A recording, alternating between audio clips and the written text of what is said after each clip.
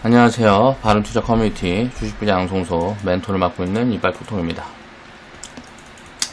오늘 이제 시황 흐름을 좀 살펴보면 별로 뭐 이야기할 게 없습니다. 그냥 순환매가 좀 지속되는 그런 강한 흐름이다 라고 보면 될 것 같고요.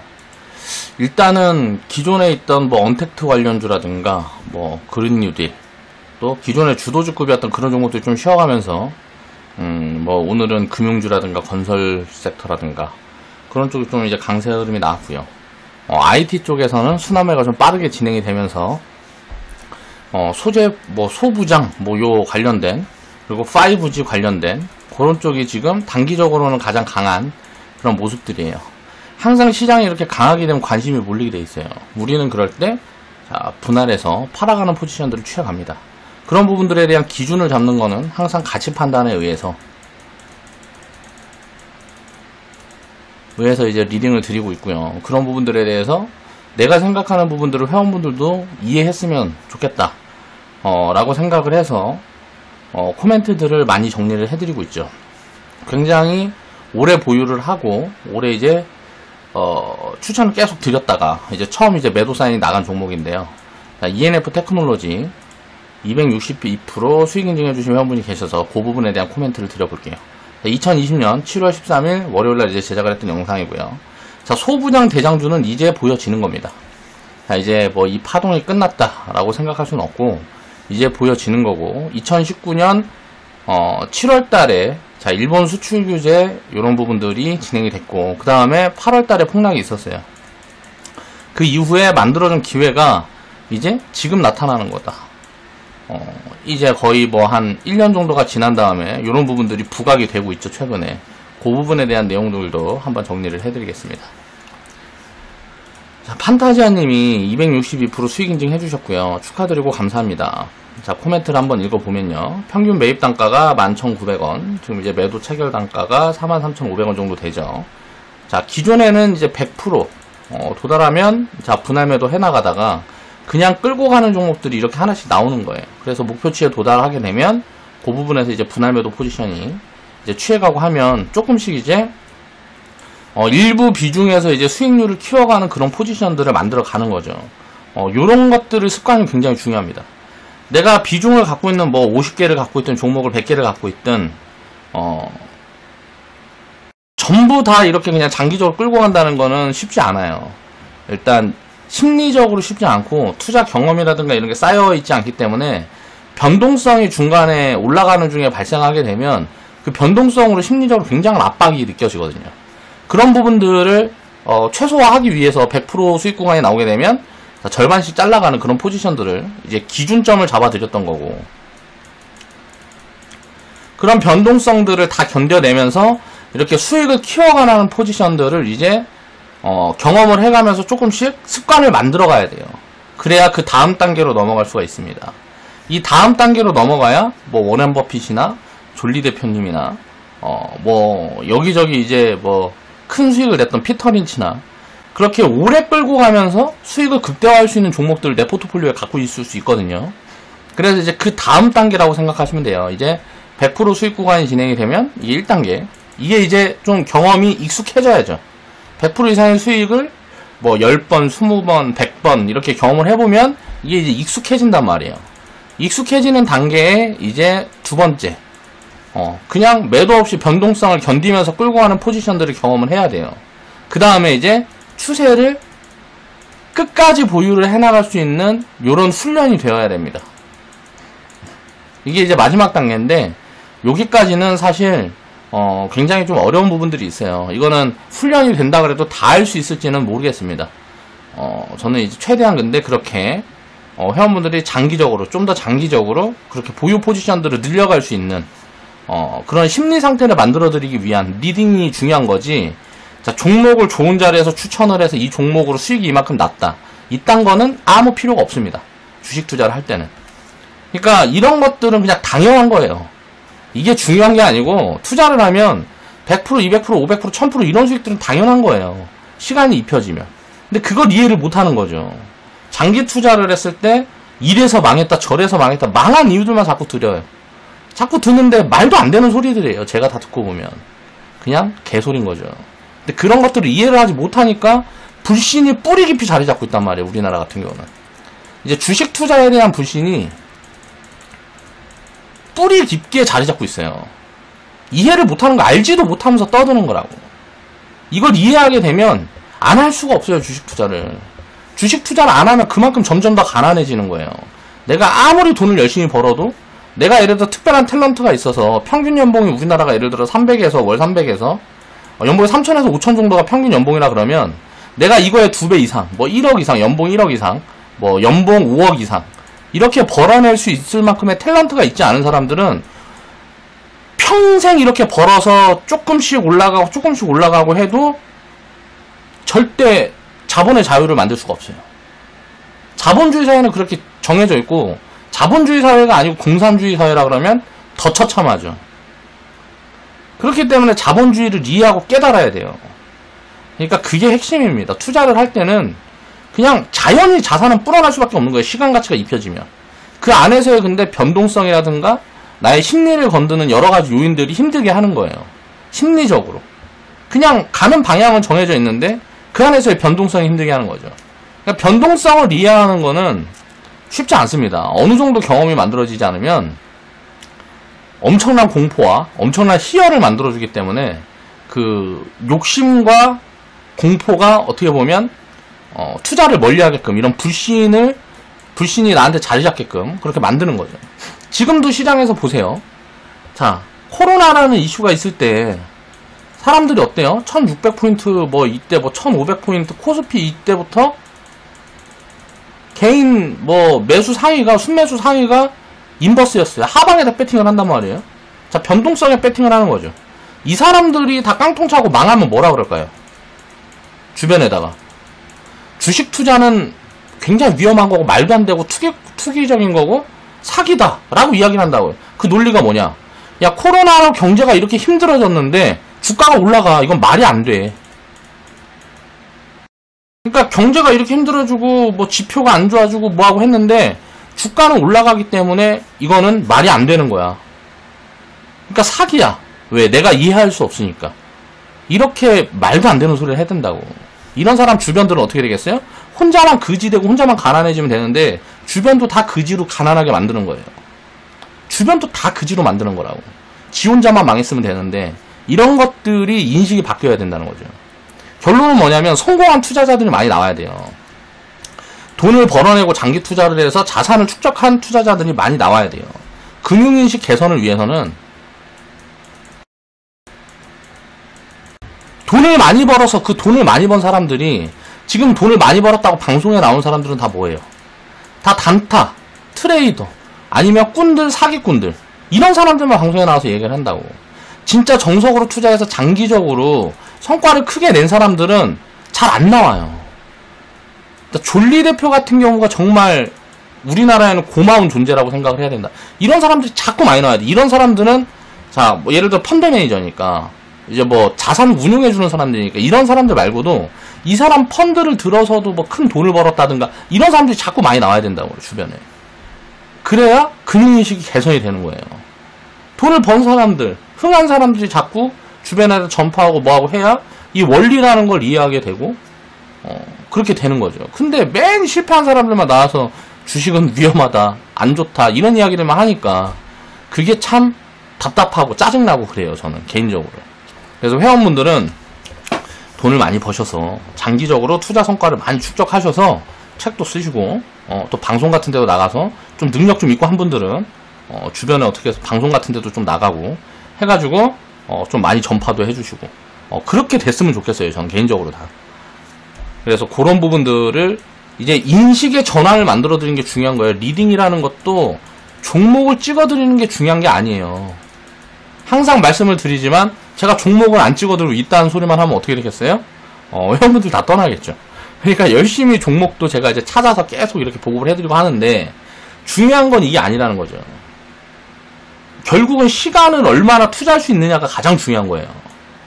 요런 것들을 이해를 해야 됩니다. 아, 또 산으로 세서 죄송합니다. 너무 또 길게 산으로 샜네요. 자, 2018년 자, 판타자님의 코멘트를 좀 보겠습니다. 2018년 12월에 매수를 했었네요. 일정금을 남기고 매도하였습니다. 적정 가치까지 끌고 갈까 했는데, 제가 이제 이 종목은 적정 가치 이제 87,000원 정도 정리를 해드렸어요. 제가 분석한 바에는 요 정도가 지금 보여지는데, 업사이드의 가능성도 한 3년, 5년 놓고 보면 굉장히 클 수 있다. 그래서 그런 부분들까지 반영하면 그냥 장기적으로 보유를 해도 되는 그런 종목이라고 생각을 합니다. 기업이라고 생각을 해요. 자, 200% 넘은 건 처음이어서 그런지 분할 매도 해버렸습니다. 자, 분할 매도 사인이 나갔어요. 그리고 남은 금액으로 어디까지 갈 수 있을지 좋은 경험이 될 것 같습니다. 자, 적정 가치가 83,000원, 87,000원이라고 보이는데, 자, 어디까지 버텼어요? 자, 이 절반 정도까지 버텼죠. 오늘 이제 43,400원인가 그 구간에 이제 분할 매도 사인이 나갔으니까, 종가는 그거보다도 이제 높게 끝났지만, 2분의 1 구간에 제가 분할 매도 하는 이유에 대해서 계속 설명을 드렸어요. 우리는, 자, 기준을 잡을 때 제가 종목을 추리는 기준을 말씀드렸죠. 자, 매수에 대한 기준을, 자, 상승이 100% 이상 가능하다고 보여지는 종목들에 추천을 한다 라고 말씀을 드렸죠. 그러면 요 구간이 오면, 자, 이 2분의 1이 나오면 어떻게 돼요? 적정가치 2분의 1 구간이 오게 되면, 자, 이거는 이제 상승률이 100%인 거잖아요. 그러니까 나머지 비중을, 자, 요런 대로 이제 더 분산을 하게 되면 안정성을 더 키울 수 있고, 상승 100%라는 기대감은 그대로 남아있는 거죠. 자산을 이제 분산해 놓고 상승에 대한 부분들은 줄어들지 않는 거라는 거예요. 그렇기 때문에 요런 포지션들을 취한다 라고 이제 반복적으로 말씀을 드렸죠. 자, 수익 인증해 주신 모든 회원분들 감사합니다. 보면 판타저님이 262%, 10년후님은 99%, 원칙가형님은 187%, 저축가연습님은 156%. 이게 수익률들이 굉장히 좀 폭이 큰 거는 계속 추천을 해나갔기 때문에 그렇다고 생각을 하고요. 요 종목을 이제 좀 가진 분들이 많이 계실 것 같은데, 추천을 굉장히 오래 계속 해왔던 종목이라, 그리고 이제 지금부터도 이제 수익 인증이 계속 들어오겠죠. 진스님하고 태평성대님은 19년도 12월 달에 절반 매도를 해놨으니까 지금 이제 300% 수익 구간 기다리고 계시는 포지션이라고 생각을 하시면 될 것 같고요. 자, 장기적으로 보유할 종목들을 일부 추려서 목표치까지 분할 매도 없이 보유를 해가자. 자, 1차 분할 매도 구간은 적정가치 2분의 1 수준으로 제가 잡고 있는 이유는 계속 말씀드리는 거예요. 분산이라는 거는 손해보는 행위가 아닙니다. 그런데 자, 상승 여력이, 자, 100% 이상의 기준을 놓고 보는데, 내가 판단한 적정가치, 이 적정가치라는 게 꼭 이 기업의 가치가 정확하게 이렇다는 건 아니에요. 적정가치라는 것도 판단 기준이 다 사람마다 다를 거고, 제가 근데 판단하는 기준은 굉장히 복잡해서 그 부분들을 이제 중급 회원분들한테 따로 이제 방송 강의 영상을 이제 준비를 해서 계속 올려드리고 있는데, 굉장히 이제 그 영상들을 나중에는 이제 다 보시면 알겠지만 굉장히 포괄적인 범위를 담고 있어요. 그래서 산출식도 다 같지 않아요. 그리고 시대에 따라 다르고 금리에 따라 다르고 뭐하고 해서 요걸 어떻게 딱 정확하게 딱 단순하게 정리를 해드리기는 어려워요. 근데 단순하게 정리해서 이제 가치 산출을 하시는 분들도 계실 거란 말이에요. 저는 근데 이렇게 복잡하게 이제 이렇게 하는 이유는 그때그때 상황에 맞게 이제 섹터라든가 그 상승 여력에 따른 비중 포지션을 취하기 위해서 굉장히 복잡한 알고리즘을 사용한다 라고 생각을 하시면 될 것 같고요. 자, 그래서 상승 여력이 100% 남아있으면 새로 사는 것도 상승 여력이 100% 남아있는 걸 살 거니까 요 구간부터는 분할 매도를 보는 게 변동성을 줄일 수 있는 방법이라는 거죠. 예를 들어서 어떤 종목을 내가 1만원에 샀는데 적정가치가 7만원이라고 보고 있는데, 자, 35,000원 되면 여기에서 변동성이 생기면 1만원에 난 샀기 때문에 수익이 이미 250% 수익 구간이 되는 거잖아요. 여기서 변동성이 생기면 1%가 빠지면 2.5%가 빠지는 거예요. 자, 이 계좌 비중에서, 이 내가 가진 비중에서. 그렇기 때문에 올라가도 마찬가지죠. 1%가 올라가면 2.5%예요. 근데 상승과 하락이 중요한 게 아니고 이 변동성이 커지는 거를 계속 제한을 해야 내 포트폴리오라든가 계좌 흐름이 안정적으로 굴러갈 수가 있단 말이에요. 그러면 35,000원 구간부터는 이제 상승률이 100% 남아있으니까 다른 100% 이상 상승률이 남아있는 종목으로 쪼개는 거예요. 자, 수익금을 덜어서. 그렇게 되면 어때요? 변동성은 얕아지고, 자, 상승률이라는 기대감은 100%가 남아있는 거죠. 그렇기 때문에 손해보지 않는 포지션이다 라고 말씀을 드리는 거죠. 그런 부분들을 좀 이해를 하셨으면 좋겠고. ENF 테크놀로지의 내용을 보면 제가 보는 적정가치는 한 87,000원 정도 되는데 2009년에 이제 뭐 상장을 했나봐요. 그래서 2014년도까지 상장 후에는 어때요? 보통 상장 기업들을 최근에 보면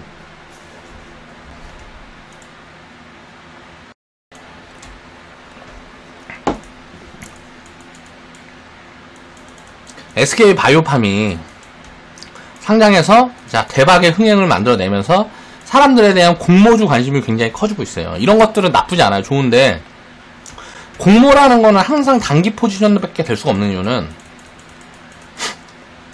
공모를 받으면 이 기업에 공모받은 돈이 기업에 들어가거든요. 그러니까 이건 긍정적이에요. 기업이 이걸로 어떤 영업활동이라든가 사업활동을 하고 투자를 하고 뭐라고 해서 결국은 성장이 만들어지는 거니까 굉장히 긍정적인 거예요. 공모에 자금이 들어가는 거는. 근데 기업이 돈을 가지고 투자를 하게 되면 어떻게 돼요? 투자는 뭐예요? 돈을 버는 행위가 아니에요. 돈을 쓰는 거죠. 그렇다 보니까 어때요? 이 돈을 써서 하는 건 뭐예요? 나중에 더 큰 돈을 벌기 위해서 돈을 쓰는 거잖아요. 그렇죠? 뭐 캐파 증설을 한다라든가 무슨 뭐 여러 가지가 있겠죠. 뭐 직원을 더 뽑는다라든가 무슨 뭐 다른 사업으로 진출을 한다라든가 뭐 여러 가지가 있겠죠. 자, 그래서 이렇게 투자를 받아서 돈을 처음에 쓰는 기간이 들어가요. 그렇다 보니까 처음에 상장을 하게 되면 90% 이상은 다 이런 식이에요. 그러니까 최소 1년에서 2년 동안은 주가가 올라가는 경우가 거의 극히 드뭅니다. 10% 미만이에요. 이걸 이해를 해야 돼요. 그럼 공모를 받아서는 장기 투자 포지션을 보는 게 아니에요. 이거는 그러니까 쉽게 말하면 확률이 굉장히 높은 단타 포지션이라고 생각을 해야 되는 거예요. 왜냐면은 공모를 받을 때 기업들도 머리를 많이 쓰거든요. 왜? 돈을 많이 받는 게 좋잖아요. 투자를. 예를 들어서 시장이 안 좋을 때는 100억밖에 못 받는데 시장이 좋을 때는 500억을 받을 수가 있어요. 공모가 같은 경우도 시장이 안 좋을 때는 자 1만원에서 되는데 시장이 좋을 때는 3만원, 5만원까지 확장해서 받을 수가 있단 말이에요. 그러면 시장이 좋을 때 공모하는 기업들은 뭐예요? 자 여기에서도 되게 많이 떠서 시작을 하는 경우들이 많기 때문에 왜? 투심이 좋아서 그런 거거든요. 아 이거 공모주 얘기를 너무 많이 하는데 아무튼간 이렇게 되면 어떻게 돼요? 버블이 입혀져서 시작을 하는 거예요. 상장은. 그래서 이 버블이 메워지는데 시간이 보통 걸린다. 이 버블이 크게 진행이 되면 진행이 될수록 시간이 오래 걸리는 거예요. 요런 것들을 이해를 해야 되겠죠. 아무튼 그러고 2014년부터 자 이 추세는 시작됐다고 보면 돼요.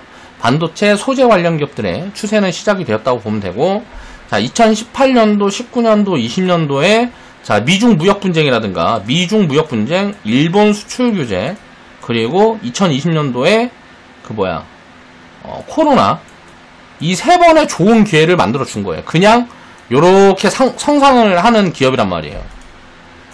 성장 강도가 요 정도 되는데 여기에 왜곡을 만들어 준 거예요. 그러니까 얼마나 좋은 매수 포지션이에요. 이런 왜곡이. 이런 걸 이해를 해야 된다는 거죠. 투자하는 사람들은. 그 구간에 이제 추천을 계속 드렸던 거고. 자, 이렇게 조정이 들어왔을 때 추천 드렸고요. 그쵸? 자, 처음에 이제 추천 들어갔던 자리에서는 50% 빠졌습니다, 주가가. 근데 여기에서는 이제 추천을 못 드렸는데, 아무튼간 계속 이제 추천을 드렸었어요. 그리고 나서 지나고 보니까 어때요? 이미 이 성장 흐름은 그대로 유지가 돼서 가는 거예요. 아직도 상승 여력이 어때요? 지금 구간에서 이제 뭐 100% 가까이 나와 있다. 여기서 업사이드 가능성들도 체크를 해봐야 되겠죠. 업사이드가 나오게 되면 당연히 상승 여력은 높아지는 거고요. 자, 그러면 이거 팔아가야 될 시점과 매수를 해야 될 시점. 매수, 매도. 여기에 대한 기준이 명확해야 어디에서 팔고 어디에서 살지를 결정할 수가 있단 말이에요. 변동성을 가지고 오늘 사서 내일 팔아 이런 거는 기준이 잡힐 수가 없어요. 그래서 항상 가치에 대한 얘기를 제가 영상에서 많이 하는 겁니다. 가치 산출에 대한 부분은 여러 가지가 있어요. 그래서 일단 간단하게 그냥 내가 이 가치 산출하는 방법론에 대해서 자꾸 이야기를 안 하는 이유는 너무 복잡해서 그래요. 제가 이제 분석하는 방식은 대표적인 게 이제 뭐 퍼가 있어요. 이익만 가지고 요것만 가지고도 분석해서 할 수 있어요. 투자를 하면 요거 가지고도 성과를 만들어낼 수가 있어요. 이거 하나만 가지고도. 또 PBR, 자 자산가치 이거 하나만 가지고도 성과를 만들어낼 수 있어요. 이거는 시간이 좀 더 걸리는 거죠. 다만 기대 수익률은 더 높을 수도 있고요. PR 이거는 이익 밸류라는 거는 살짝 좀 더 이제 단기적인 부분이고, 자 ROE 뭐 등등, EV/EBITDA 뭐 등등 뭐 여러 가지가 있단 말이에요. 또 EPS 보고 하는 분들도 계시고 BPS를 보고 하는 분들도 계시고 이거를 다 보고 하는 사람도 있고 요중에 어떤 자기만의 이제 기준을 만들어 가지고 하나만 보고 하는 분들도 있다고요. 가치 산출을. 그래서 그걸 이제 평균적인 통계적인 자료를 갖고 섞으면 어떤 기준이 만들어져요. 그건 이제 본인 몫인 거지. 제가 이제 조금 더 욕심이 많아서 그런 여러 가지 요인들에서 그러니까 시장 전체를 사고 싶은 거죠, 저는. 그리고 산업 전체를 사고 싶다 보니까 산업 흐름에 따라서 뭐에 따라서 봐야 될 지표가 다 다른 거예요. 산업 흐름이라든가 예를 들어서 뭐 IT라든가 자 건설이라든가 뭐 금융이라든가 또 지금 뭐 바이오라든가 다 지표가 다른 거예요. 최근에는 바이오에 대한 가치 산출을 하기 위한 노력을 굉장히 많이 하고 있어요. 이거를 가치 산출을 적정하게 좀 할 수 있는 방법들이 뭐가 있을까? 이런 통계적인 작업을 굉장히 공부를 많이 하고 있거든요. 왜? 이거는 숫자가 안 보여지기 때문에 요걸 이제 산출할 수 있는 공식을 지금 공부를 굉장히 하고 있어요. 어떤 게 맞을까? 그러니까 그런 작업을 하고 있죠.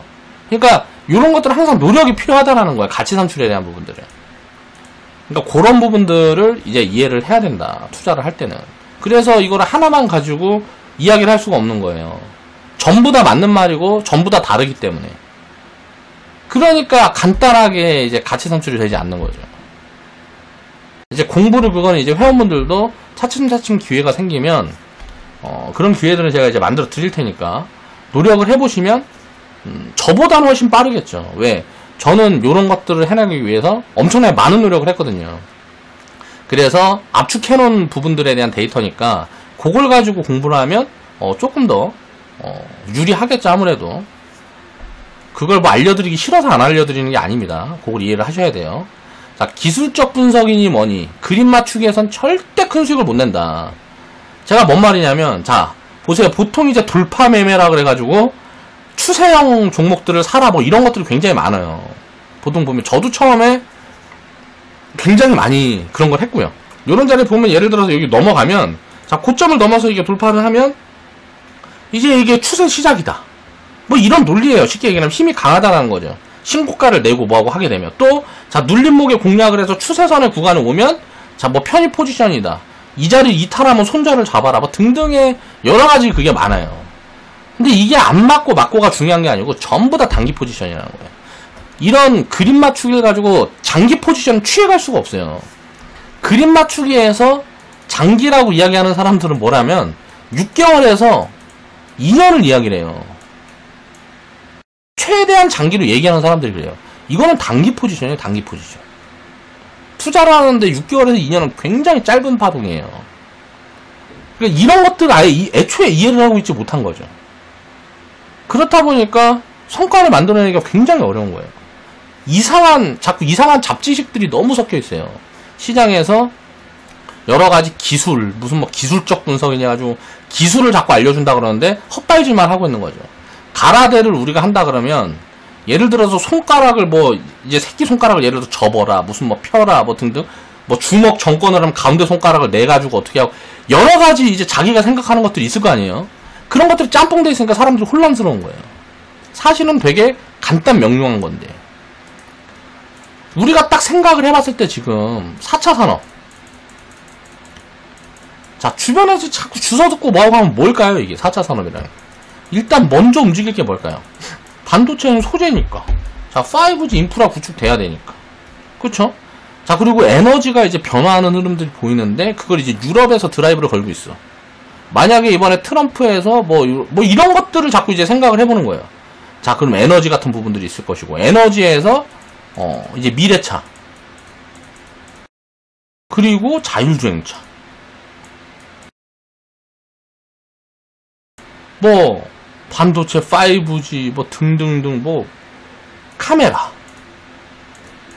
뭐 OLED 뭐 등등등 이렇게 잡아낼 수가 있잖아요. 사물 인터넷 뭐 등등등.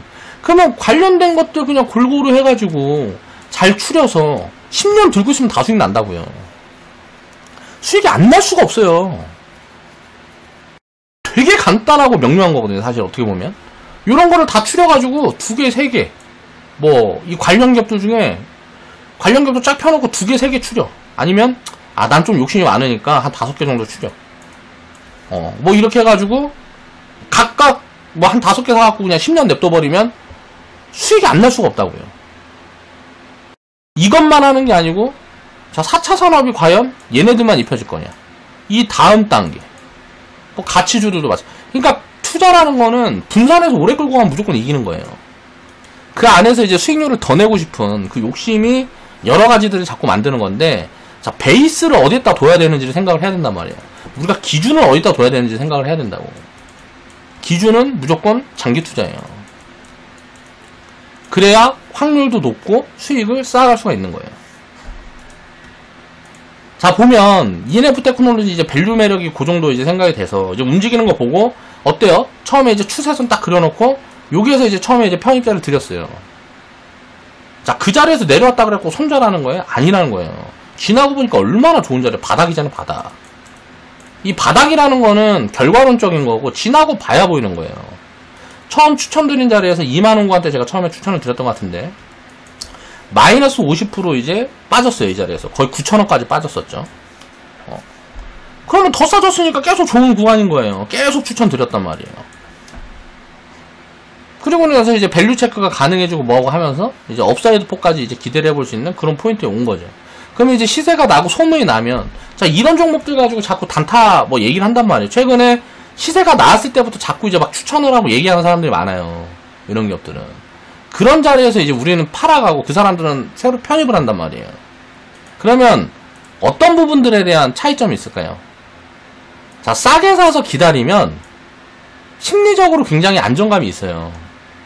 근데 이제 높은 자리에서 들어가서 이제 매매를 하고 자꾸 왜 그러냐면 높은 자리가 오고 추세가 본격적으로 시작이 되는 구간에선 변동성이 커져요.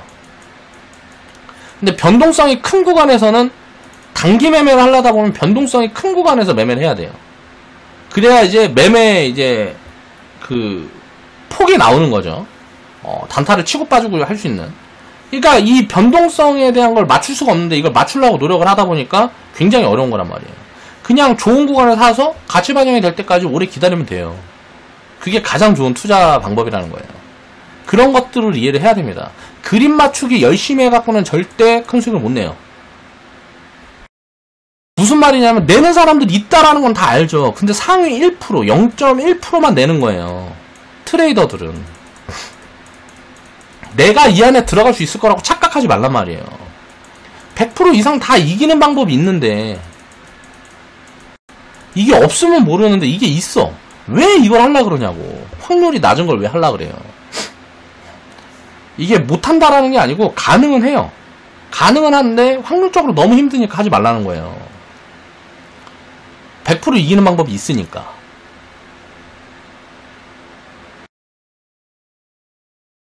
자, IT 소재 관련 기업도 오늘 이제 해볼 이야기는 마찬가지. 계속 저는 이제 파동을 나눈다고 말씀을 드렸었죠. 자, 주도주 대장주는 나왔어요. 주도주는 SK 머티리얼즈예요. 이제 뭐 일본에서 무슨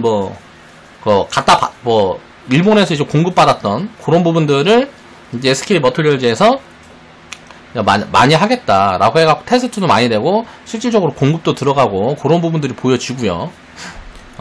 우리나라에서 뭐 해봐야 뭐 반도체 같은 데에서 이제 소재 같은 거 갖다 쓰는데 하면은 삼성전자, SK 하이닉스밖에 없으니까 그런 데서 이제 보면 이제 우리는 굉장히 좋은 조건을 가지고 있는 거죠.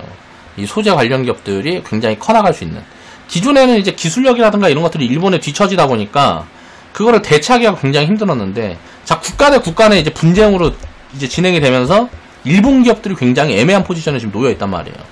이런 것들은 이제 한국의 관련 기업들은 굉장히 좋은 기회를 만난 거예요. 그런 쪽에 대한 것들은 계속 관심을 가져야 된다는 거죠. 이거를 이제 그 일본 수출 규제라는 그게 나올 때부터 저는 이야기를 했어요.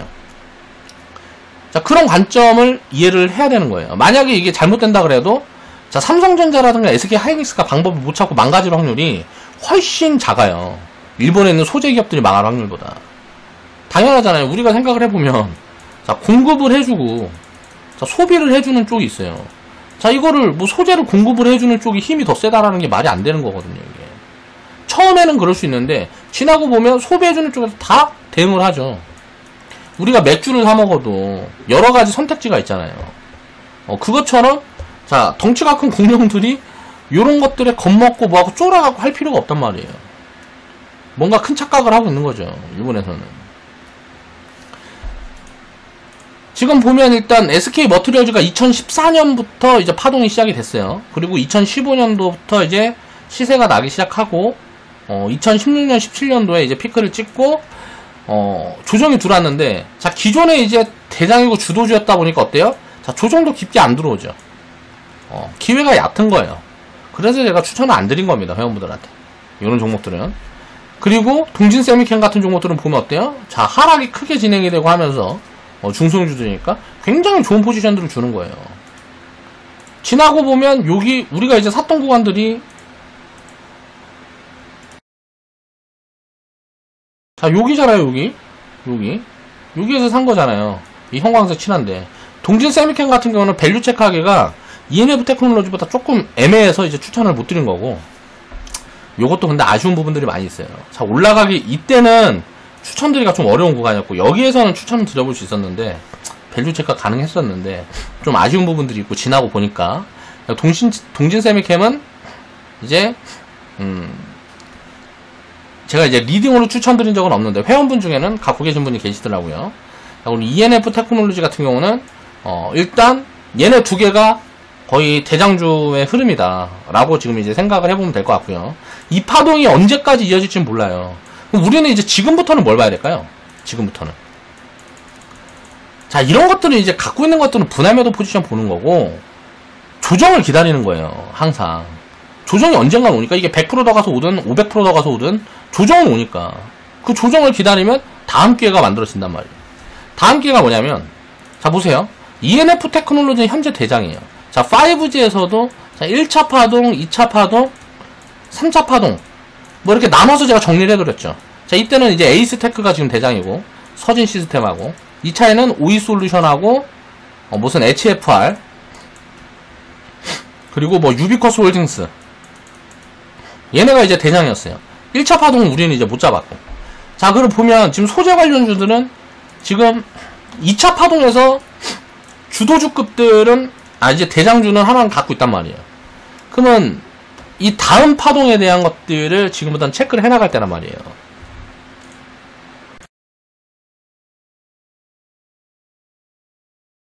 자, 그러면 이 다음 파동은 뭐냐? ENF 테크놀로지하고 동진 세미캠은 왜 강할까요? 자, 숫자가 보여져서 그래요. 그리고 가이던스 다 잡히고 추정치 잡히고 하니까, 자, 이 밸류가 얼마다라는 분석이 명확하게 나오는 거예요. 그렇다 보니까 주가가 반영을 해서 많이 움직이는 거고, 지금 이제 상대적으로 램 테크놀로지라든가 마이크로 컨텍스로 이런 기업들은 보면 어때요? 자, 숫자가 안 보여져요. 램 테크놀로지 같은 경우는 어느 정도 숫자는 보여지는데, 이 업사이드 폭이라든가 뭐 여러 가지 불확실성이 있는 거예요. 그렇다 보니까 주가가 반영을 덜 하는 거예요. 요런 것들을 보는 거예요. 요런 가능성을 추려가지고 여러 개를 조정이 들어오게 되면 그 구간에서 이제 편입을 하는 거예요. 램 테크놀로지도 여기서 이제 추천을 드렸었죠. 초기에 파동이 나왔을 때 이 200%인가 300%인가 파동이 나왔는데, 여기서 이제 분할 매도 사인 드렸고 일간 매도 사인도 드렸단 말이에요. 그럼 이제 갖고 계시는 분들은 그냥 갖고 가시면 되는 거고, 조정이 또 들어오고 하면 못 올라온 종목들을 찾는 거예요. 대신에 기대감이 있고 이게 진짜 큰 폭으로 성장이 가능할 가능성이 있는 기업들을 찾는 거죠. 비싸지 않아야 되고요. 마이크로 컨택솔 같은 기업들은 보면 어때요? 완전 밑에서 깔려 있잖아요. 그렇죠? 그런데 이제 슬금슬금 이제 매출이 뭔가 이제 작동하려는 것들이 보여지거든요. 그런 것들이 이제 확신이 되면 어떻게 될까요? 주가는 빵 튀는 거예요. 왜? 업사이드가 나오면서 이익이 확장되는 속도가 굉장히 커지니까. 왜? 시가총액도 굉장히 작고 뭐하고 하다 보니까, 예를 들어서 이런 기업들은 이제 1000억을 벌어야 되면, 이런 기업들은 뭐 100억만 벌어버려도 그냥 빵 튀는 거예요. 이런 것들을 찾아 나가는 거죠. 그런 작업을 하는 거예요. 투자를 할 때는 다음 기회를 계속 찾아가는 거죠. 그럼 지금 올라갈 때 따라잡아야 되냐? 이 순환매를 보고. 저는 그렇게 하지 않아요. 더 비싸게 산다 그래도 항상 조정을 기다립니다. 그래서 조정을 기다려가지고 다음 기회를 준비를 하는 거예요.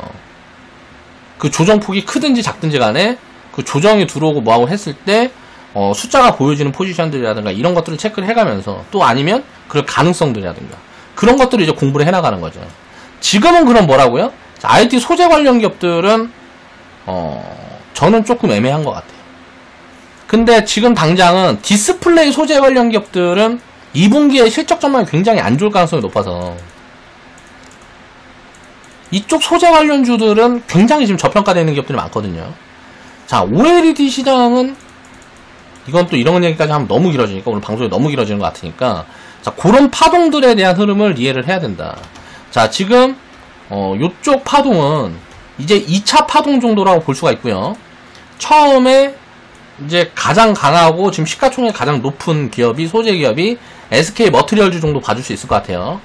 그 기업이 이제 1차 파동에서 거의 가장 상승 탄력이 좋았고요. 그 다음에 이제 대장주 흐름들을 보면 ENF 테크놀로지하고 동진세미캠이 나오고 있는데 요것도 지금 자, 첫 번째 파동이 끝나고 이제 뭐 이것도 보면은 무슨 그 뭐야 그걸 무슨 파동이라 그래? 엘리어트 파동에서 이거 나왔던 것처럼 자, 하락 2파 나오고 다시 이제 상승이 진행되는 뭐 요런 파동이죠.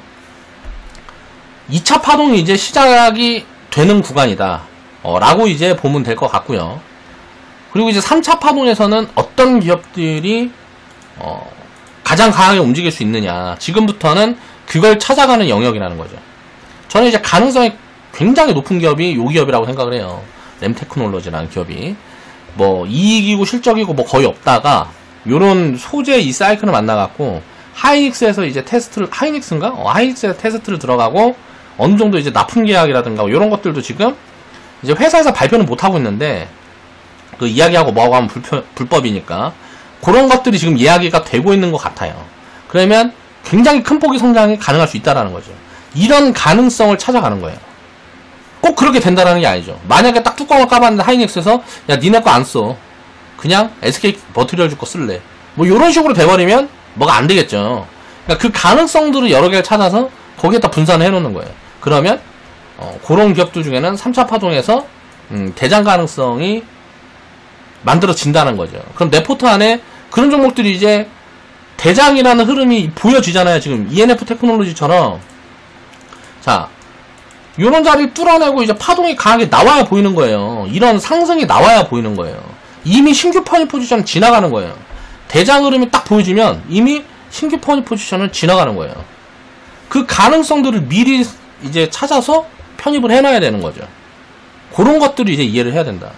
그래서 얘네들이 이제 조정이 들어오는 시점이 만들어지고 뭔가 반도체라든가 IT 쪽에 이제 안 좋은 전망들이 깔린다라든가 하반기에 무슨 뭐 반도체 가격 또 빠지니 어쩌니 막 이런 얘기들이 슬 있는 것 같긴 한데 자 이제 4분기에는 뭔가 그런 노이즈 요인들이 좀 나올 수 있거든요. 아니면 트럼프 IC가 또 뭐 한방 해준다든가 아니면 일본이랑 또 무슨 뭐 해가지고 해준다든가 그런 것들이 나오게 되면 또 좋은 기회가 될 수 있다는 거예요. 그런 것들을 항상 생각을 해봐야 되고요. 지금부터는 이제 장기 추세의 시작이라는 거예요. 이게 이 파동이 5년이 갈지 10년이 갈지 모릅니다. 자, 오션브리지라는 종목도 요 관련된 기업이었는데 최근에 파동이 강하게 나왔죠. 마이크로 컨텍스얼. 자, 마이크로 컨텍스얼 같은 종목은 보면 어때요? 요 밑에서 요만큼 나오는데 여기 어디에서 제가 여기 어디서 추천했던 것 같은데 여기가 100%에요 100%. 이게 아무것도 아닌 것처럼 보이는데 그래서 인증해주시는 회원분이 계시죠. 태평성대님. 마이크로 프렌드, 자, 타이거 일렉, SKC, 램테크놀로지 이런 기업들이 다 소재 관련된 기업들이란 말이에요. 자, 소부장이라 그러는 이유가 뭐예요? 자, 소재 부품 장비. 자, 3차 파동에서는 부품 장비 쪽에서 대장주들이 나올 수도 있어요. 소재 기업들은 밸류가 이제 매력적인 부분들이 안 나오게 되면 자, 부품 장비 쪽에서 대장주들이 나올 수 있단 말이에요. 그런 것들에 대한 가능성을 열어두고 여러 가지를 분석을 해내는 거예요. 그래서 거기에서 자, 가능성이 보여지는 기업들을 차곡차곡 조정 구간을 기다려서 담아가면 된다라는 거죠.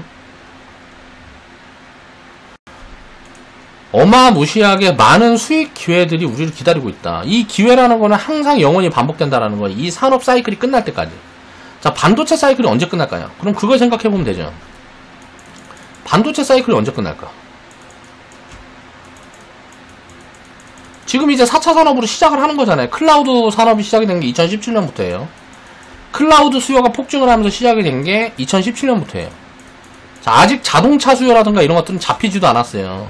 이제 자동차 쪽에도 들어가고 여러가지 전산업, 이제 건설, 건물 쪽에도 이제 반도체가 들어가기 시작할 거고요. 사물 인터넷 뭐 이런 게 진행이 돼야 되니까. 그럼 이게 언제 얼마나 걸릴까요? 이게 반도체 시장의 사이클이 얼마나 갈까요? 이번에는 초대박이라면 초대박. 못해도 이제 3년에서 한 10년은 갈 수 있겠죠. 삼성전자라든가 SK 하이닉스 같은 경우에는 사실 저는 좀 한 3년 지나면 부정적으로 생각을 합니다. 중국 기업들이라든가 미국 기업들한테 많이 내줄 수 있을 것 같아요, 시장을. 미국 기업이 아니라 중국 기업 같은데 거의 시장을 내줄 수도 있을 거라고 생각을 해요. 반도체 쪽, 메모리 쪽은. 근데 이제 뭐 시스템 반도체라든가 이 반도체 산업 전체를 놓고 보면 기회가 엄청나게 많이 나올 거라는 거죠. 그런 부분들이 이제 시작이 되는 거예요. 투자 기회를 놓쳤네, 뭐 이런 생각할 필요가 없단 말이에요. 주식시장에서 좋은 기회는 평생 옵니다. 항상 다음 기회를 찾아서 미리미리 담아두고 기다리자는 거죠.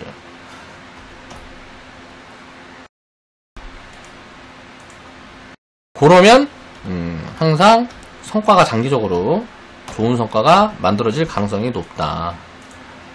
그래서 다음에 또 이런 악재가 오면 어때요? 이때는 발발 떨었어. 그걸 경험해보지 못하니까 자, 일본에서 수출 규제를 해가지고 자, 8월달 폭락이 딱 나왔는데 가만히 이거 뉴스 듣고 뭐하고 하다 보니까 일본 소재 기업들이 우리나라에 안 주면, 이제 소재를 안 주면 생산을 못해. 당장은. 그럼 이거 생산을 못하게 되면 우리나라 어떡하냐? 이렇게 생각을 하는 거죠.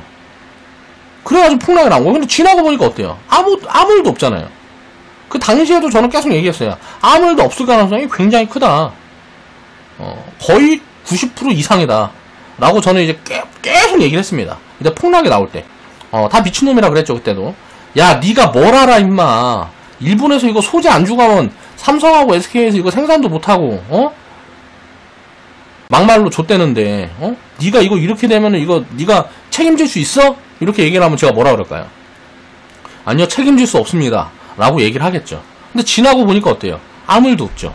이건 무슨 얘기냐면, 이런 리스크라는 게 실질적으로 나오면 시장에서는 어때요? 심리적으로 불안하니까 일단 던지고 보자라는 심리가 작용을 해요. 그래서 굉장히 싸게 살 수 있는 기회가 된단 말이에요. 이거는, 자, 열의 9은 한 번 정도는 진짜 문제가 될 수도 있을지도 모르겠어요. 아니야. 열의 9은 너무 확률이 약한데, 한 100에 99라고 할게요. 이런 리스크라고 생각되는 이런 부분들이 입혀지면 100에 99번은 아무 일도 일어나지 않는다. 100에 99번은 아무 일도 일어나지 않아요. 자, 미국에서 이란의 총사령관이가 누군가를 뭐 드론으로 폭격해서 죽였어. 전쟁 안 나요. 그렇죠? 코로나 이전에 뭐 이런 유행병은 엄청나게 많았어요. 아무 일도 없었어요. 그러다가 코로나라는 게 갑자기 기폭제가 된 거예요. 요런 뭐 셧다운이라는 게 진행이 된 거는 처음이니까. 이런 거를 알 수가 없다라는 거죠. 그러면 어떻게 해야 돼? 요런 일들이 생기면. 자, 비중 나눠서 요런 악재가 붙어있는 것들을 사면 돼요. 그러면 100번 중에 99번을 이기는 거예요. 나머지 한 번이 실패하면 어떻게 돼요? 이거는 비용이라고 생각하면 된다고. 분산 투자하는데 뭔 걱정이야. 투자 편하게 하면 됩니다. 무슨 이렇게 벌벌 떨면 안 돼요. 그럼 기회가 다 날아가는 거야. 항상 그런 것들을 생각을 해야 된다라는 거죠. 자, 오늘 방송 마무리하겠습니다.